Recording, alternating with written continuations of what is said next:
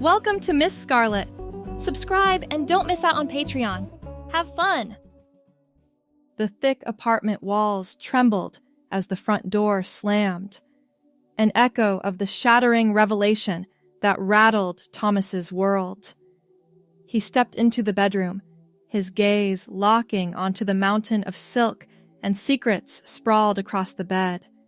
Each garment whispered stories of deception and heartbreak. Catherine's parting gift was a punitive heap of clothing, a bitter vengeance fueled by the joint account's betrayal. His chest constricted with each passing second as he processed the breakup. Not just a breakup, a detonation of their 3-year relationship via text message, a faceless woman's handiwork. With a mix of disbelief and anger, Thomas raked his hands through his hair, the blonde strands offering momentary resistance before surrendering to chaos. The reflection in the mirror showed a stranger, a fallen god in a crumpled gray t-shirt and unkempt stubble. He stormed to the kitchen, yanked open a drawer, and pulled out a pair of scissors. The urge to destroy something, anything, connected to Catherine surged through him. He held the delicate fabric taut, scissors poised to cut. The material shimmered under the harsh kitchen light, flowing like water between his fingers. Something stopped him. Not sentimentality, God no, but curiosity. $300. That's what this blouse had cost. He remembered the argument when the credit card bill had arrived. Thomas lowered the scissors and held the blouse against his chest, catching his reflection in the microwave door. The color complemented his fair skin in a way he'd never noticed before. "This is ridiculous," he mumbled, but didn't put the blouse down. Instead, he carried it back to the bedroom and laid it flat on the portion of the bed not covered by Catherine's abandoned wardrobe. He stared at it for a long moment before slowly pulling his t-shirt over his head. The silk felt cool against his skin as he slipped his arms through the sleeves. His fingers fumbled with the small buttons, unused to working them from this angle. When the last button was fastened, he turned toward the full-length mirror on the closet door. The blouse hung loosely on his frame, designed for curves he didn't possess, but the color, that rich violet, brought out flecks of green in his hazel eyes he'd never noticed before.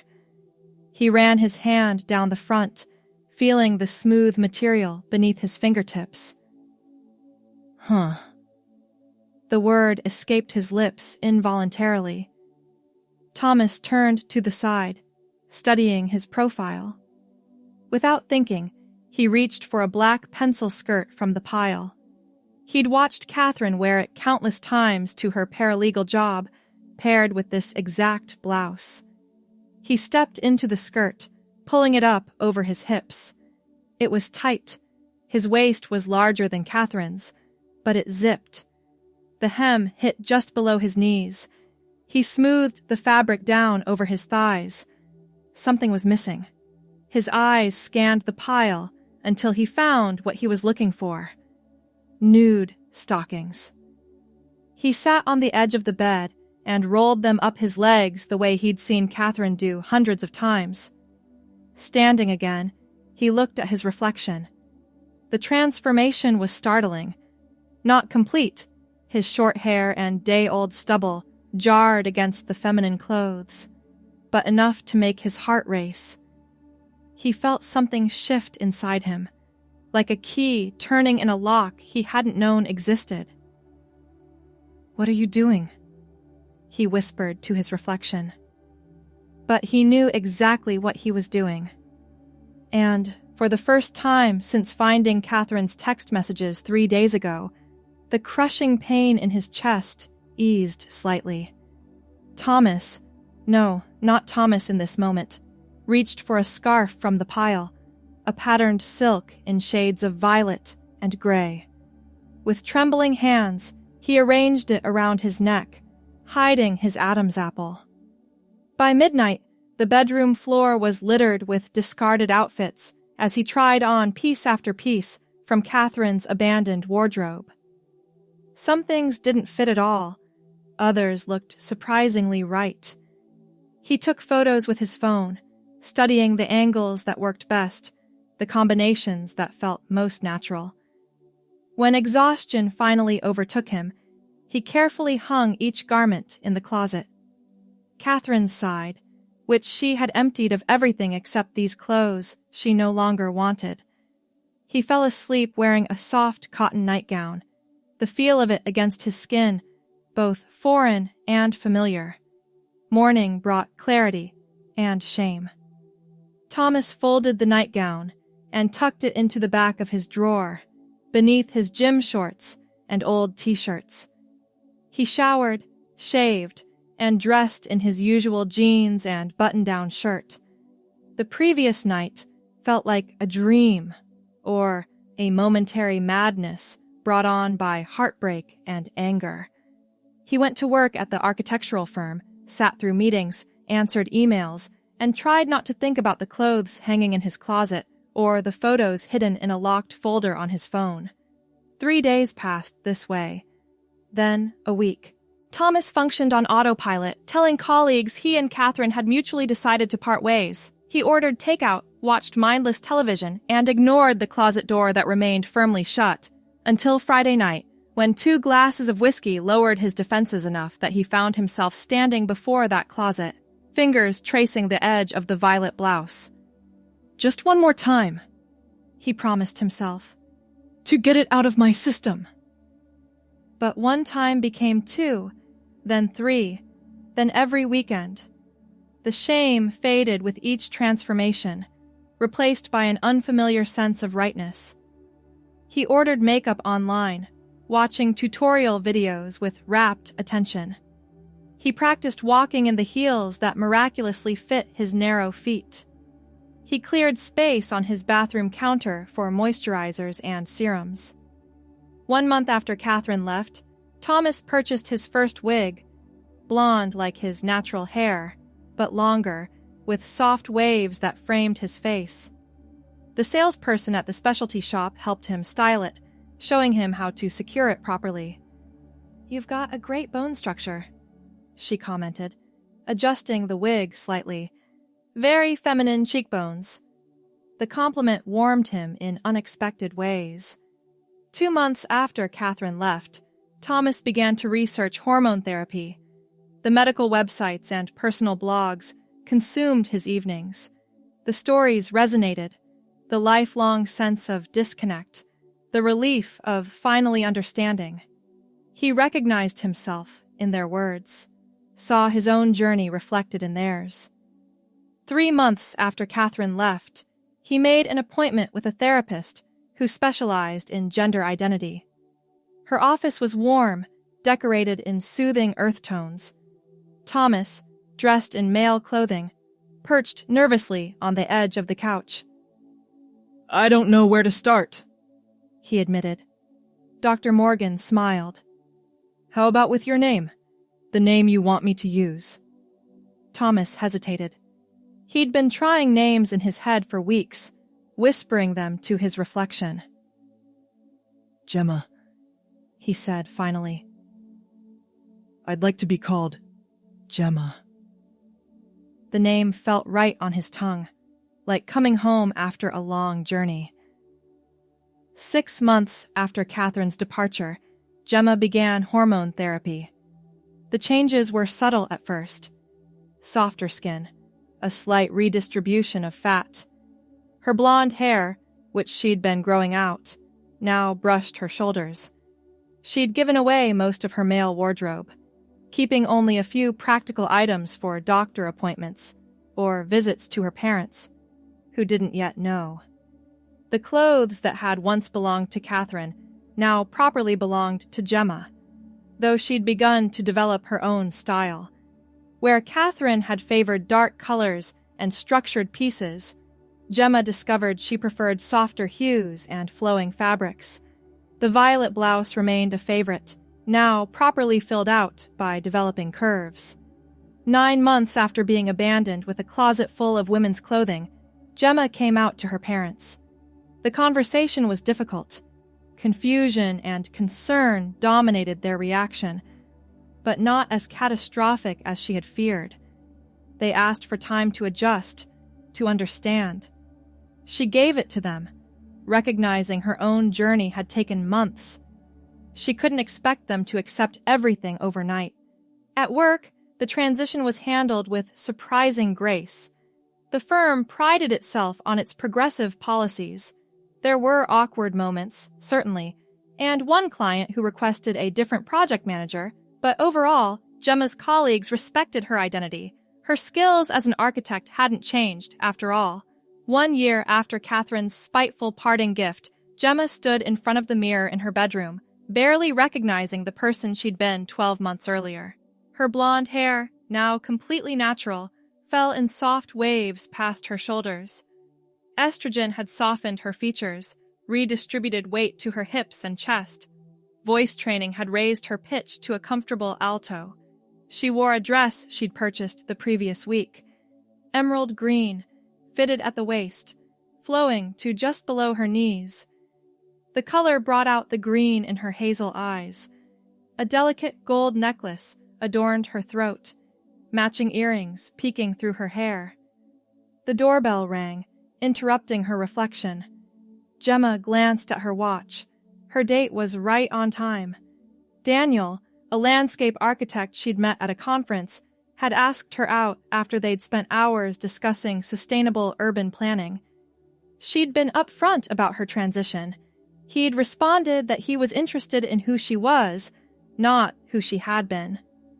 With one last glance in the mirror, Gemma smoothed her dress and went to open the door, leaving behind both Thomas and Catherine's memory. The restaurant Daniel had chosen was intimate without being overwhelming. Ambient lighting, quiet music, tables spaced far enough apart for private conversation. Gemma adjusted the napkin on her lap, hyper-aware of every movement. It was her first real date as herself. "You look beautiful," Daniel said, his brown eyes warm. "Green suits you." "Thank you." Gemma took a sip of water, gathering courage. "I've been nervous about tonight. I don't exactly have much dating experience. Like this." Daniel leaned forward slightly. "Would it help if I told you I'm nervous too? It's been 2 years since my divorce. I feel like I've forgotten all the protocols." His admission broke the tension.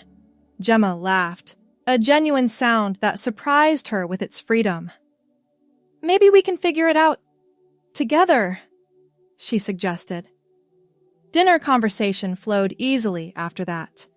Architecture provided common ground, but they ventured beyond professional interests. Daniel spoke of his 10-year-old daughter, his passion for kayaking, his collection of vintage jazz records. Gemma shared her love of foreign films, her attempts at learning to cook, her recent discovery of painting as a hobby.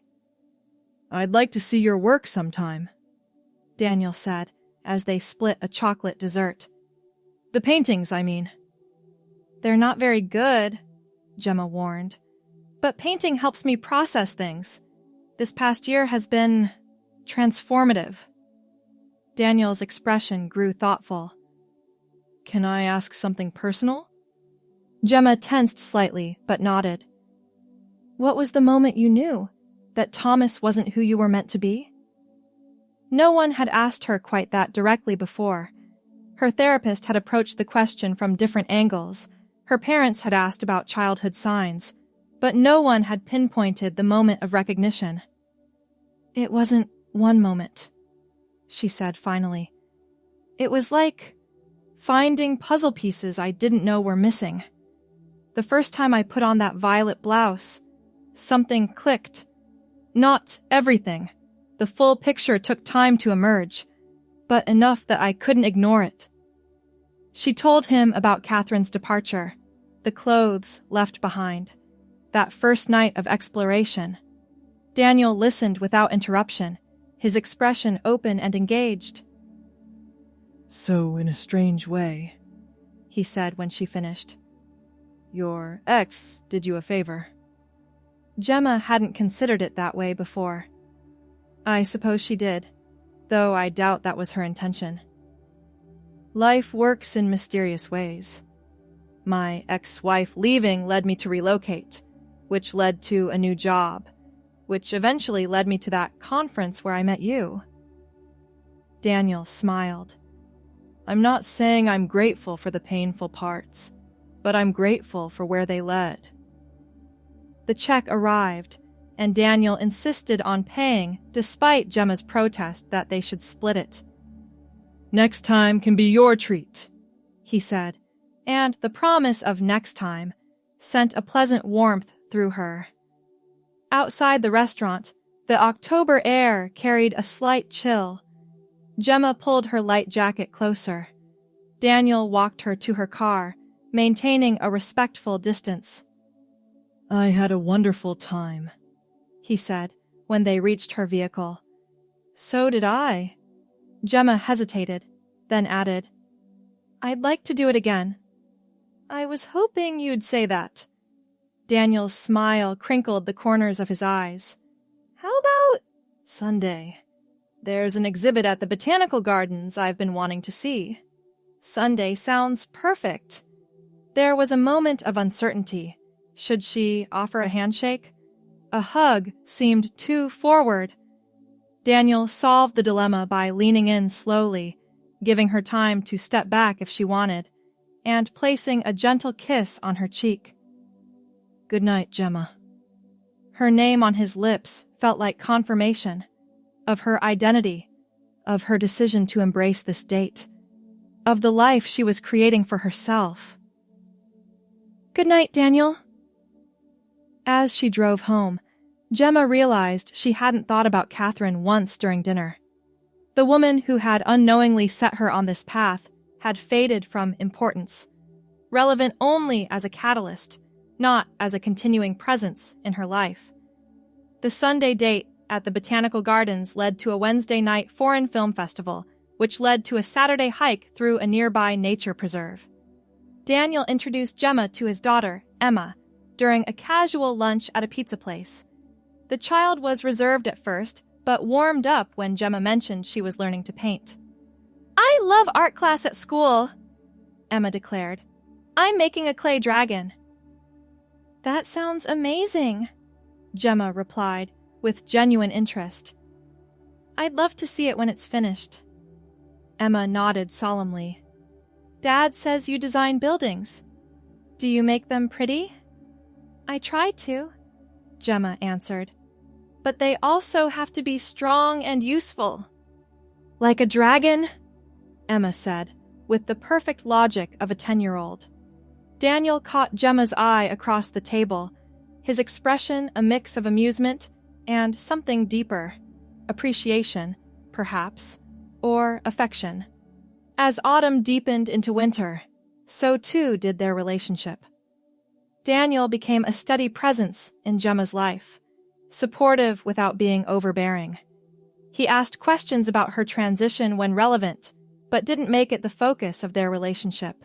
He complimented her appearance the same way he complimented her intelligence or her sense of humor, sincerely, but not excessively. In December, Gemma invited her parents to dinner to meet Daniel. The evening represented a milestone. Her parents had struggled with her transition initially, but had made genuine efforts to understand. Their use of her chosen name and pronouns had become more natural over time, less stilted. Gemma wore a burgundy sweater dress for the occasion, paired with black tights and ankle boots. She prepared her mother's favorite lasagna recipe, wanting the evening to feel personal and warm. Daniel arrived first, bringing wine and flowers. You look beautiful, he said, kissing her softly. They had progressed beyond cheek kisses weeks ago, but kept public displays of affection modest. And something smells delicious. That would be the garlic bread, my dad's weakness. Gemma adjusted a strand of her blonde hair, tucking it behind her ear. Thank you for doing this. I know it's a big step. Meeting your parents? That's standard dating procedure. Daniel's teasing tone lightened her mood. Besides, I want to thank them. For what? For raising the woman I've fallen in love with. The words hung in the air between them. They hadn't said, I love you yet, though Gemma had felt it building. Hearing it now, minutes before her parents were due to arrive, left her momentarily speechless. Too soon? Daniel asked, a hint of vulnerability crossing his face. Gemma shook her head. Perfect timing, actually. I've been feeling the same way. I love you too. Their kiss was interrupted by the doorbell. Gemma smoothed her dress, took a deep breath, and went to welcome her parents into this new chapter of her life. The dinner exceeded her expectations. Her father, once the more hesitant of her parents, engaged Daniel in a lengthy discussion about sustainable building practices. Her mother asked appropriate questions about Emma, offering suggestions for local activities the child might enjoy. The conversation flowed, punctuated by laughter and the clink of wine glasses. As dessert was served, a store-bought cheesecake Gemma had dressed up with fresh berries. Her father cleared his throat. I want to say something. He looked directly at Gemma. Your mother and I have been doing a lot of reading, trying to understand. We've joined a parent support group, which has been helpful. Gemma felt Daniel's hand find hers under the table, offering silent support. Her father continued. We're not perfect. We still slip up sometimes. But we want you to know that we see you, Gemma. We see how happy you are now. How authentic. And we're proud of you. Tears welled in Gemma's eyes. Her mother reached across the table to squeeze her other hand. We love you, sweetheart. And Daniel seems like a good man who loves you too. The evening ended with warm hugs and promises of future family gatherings. After her parents left, Gemma and Daniel washed dishes side by side, the comfortable silence of deep connection between them. That went well, Daniel finally said, drying the last plate. Better than I could have hoped. Gemma put away the clean dishes, her movements deliberate. What you said earlier, before they arrived, I meant it. Daniel set down the dish towel and turned to face her fully. I'm in love with you, Gemma. Not who you were, not who you might become, but who you are right now. Gemma stepped into his embrace, resting her head against his shoulder. A year ago, I couldn't have imagined this. Any of it. I was so lost. And now? She lifted her head to meet his gaze. Now, I'm found. As winter melted into spring, Gemma continued to build her life on her own terms. She accepted a promotion at work that came with more responsibility and creative freedom. She maintained her therapy sessions, though less frequently, using them as a space to process not her identity, which had settled comfortably within her, but the everyday challenges of life. In April, exactly 18 months after Catherine had left that pile of clothes, Gemma received an unexpected email. Catherine was back in town and wanted to meet for coffee. To clear the air, she wrote. Gemma stared at the message for a long time before showing it to Daniel, who had practically moved into her apartment, though they maintained the fiction of separate residences. Are you going to go? He asked, handing her phone back. I don't know. Gemma tucked a strand of blonde hair behind her ear, a nervous habit she'd developed. What would be the point? Closure, maybe. Or perhaps you want to thank her. Daniel's tone held no judgment, only support for whatever she decided. Thank her for cheating on me and leaving in the most spiteful way possible? But even as she said it, Gemma recognized the kernel of truth. Without Catherine's abandonment, and specifically the abandoned clothes, would she have discovered her true self? After considerable thought, Gemma agreed to the meeting, choosing a coffee shop near her office. She arrived early, selecting a table in the corner that offered some privacy. She wore a pale blue blouse and navy slacks, professional but feminine. Catherine entered precisely on time, her dark hair shorter than Gemma remembered, her movements just as purposeful. She scanned the coffee shop, her expression neutral until her gaze landed on Gemma. Confusion flickered across her features, followed by recognition and shock. "Thomas?" She approached the table, hesitantly. "It's Gemma now." The words came easily, without defensiveness. "Thank you for coming." Catherine sat across from her, openly staring. "You look different." "That's one way to put it." Gemma offered a small smile. "A lot has changed since you left." "I can see that." Catherine's tone was unreadable. "Is this why we didn't work out? Were you always—" "No, not consciously, at least." Gemma considered how to explain. "I didn't know until after you left. It was actually your clothes that started it." "My clothes?" "The ones you left behind. You said I paid for them anyway, remember?" Recognition dawned on Catherine's face. "And you what? Tried them on?" "I did, and something clicked." Gemma watched various emotions cross Catherine's face. Confusion, disbelief, perhaps a hint of guilt. "I'm not saying I'm glad about how things ended between us, but I am grateful for where it led me." Catherine sat back in her chair, processing. "So, you're transgender?" "Yes." "And you're happier now?"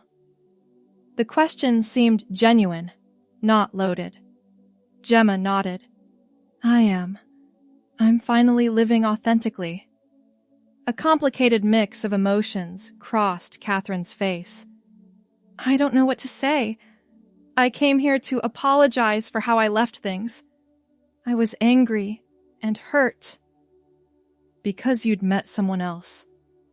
Catherine had the grace to look ashamed. "Yes. That relationship didn't last, by the way. Karma, maybe. Or just life," Gemma suggested. She found she held no bitterness toward this woman anymore. Catherine had been a catalyst, nothing more. "I've met someone too. His name is Daniel. He's wonderful." "I'm glad," Catherine said, and she seemed to mean it.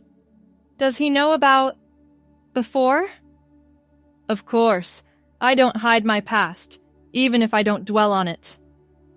They talked for nearly an hour, not as ex-lovers attempting reconciliation, but as two people who had once shared a life and were now on separate paths.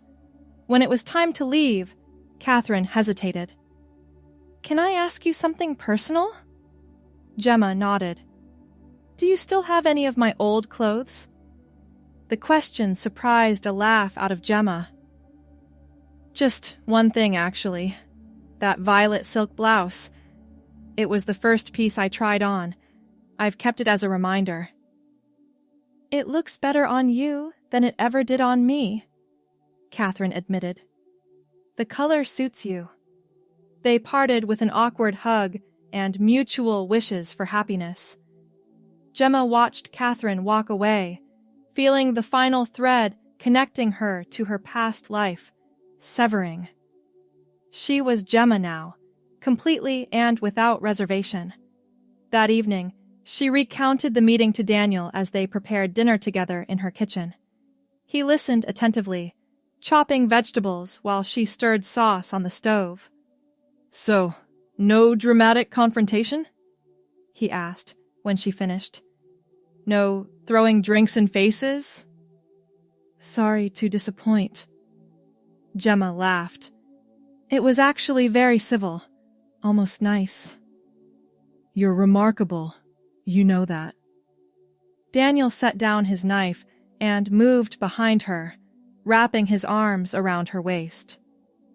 Most people would still harbor resentment. What would be the point? Gemma turned in his embrace.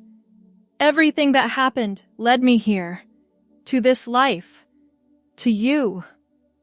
Daniel kissed her softly. Speaking of this life, I've been thinking. That sounds ominous. Not at all. He stepped back slightly, reaching into his pocket. I had planned something more elaborate, but this moment feels right. Gemma's breath caught as he withdrew a small velvet box. I love you, Gemma. Every part of you. Your strength, your kindness, your courage to live authentically.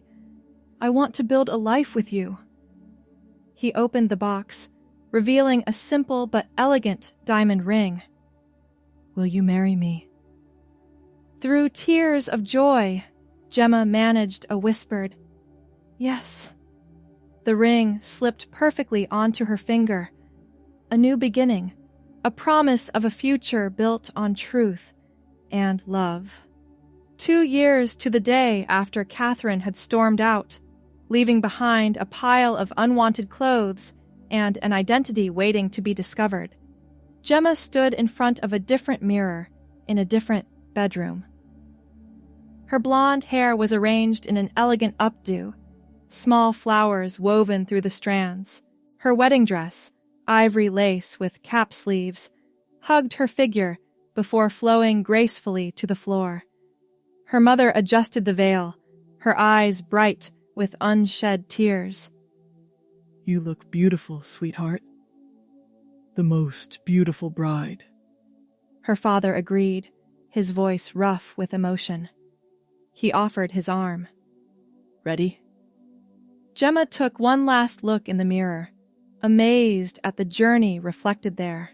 From Thomas to Gemma, from confusion to clarity, from loneliness to love.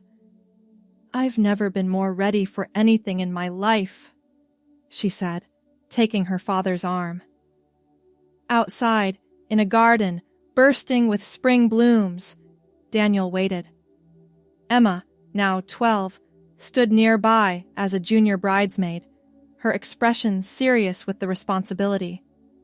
Friends and family filled rows of white chairs, some who had known Thomas, others who had only ever known Gemma, all who supported the couple's union. As the music began and Gemma walked toward her future husband, she silently thanked everyone who had been part of her journey, her parents for their growth, her friends for their acceptance, her therapist for her guidance, and yes, even Catherine, whose spite had accidentally set her free. But mostly, she thanked herself for having the courage to explore that first violet blouse, for following the path of self-discovery wherever it led, for becoming Gemma. Daniel's face lit up as she approached, his love visible in every feature. When she reached him, he took her hands in his. You are stunning, he whispered. The officiant began the ceremony, but Gemma barely heard the words. She was too focused on the man before her, the life ahead of them, and the beautiful truth that she had finally, completely become herself. And when they were pronounced married, when Daniel kissed her as his wife for the first time, Gemma knew with absolute certainty that she had found her authentic life, one built not from spite or accident, but from courage, love, and the determination to be truly herself. Thanks for watching, my girlies! Be sure to check out Patreon for more!